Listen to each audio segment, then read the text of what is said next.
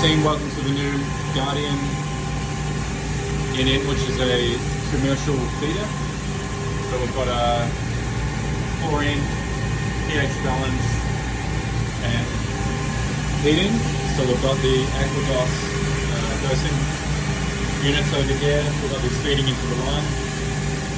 So this thing is holding 160,000 records. So we're taking 3 readings per day. And we will calibrate this with an actual full reading.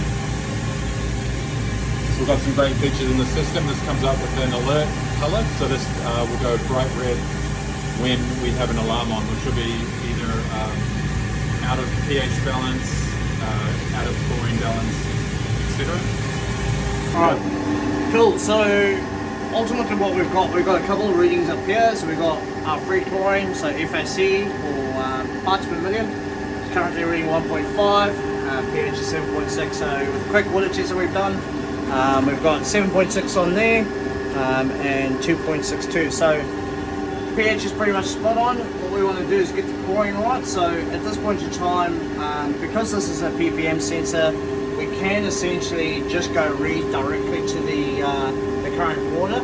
So in here on the unit, select free chlorine measurement.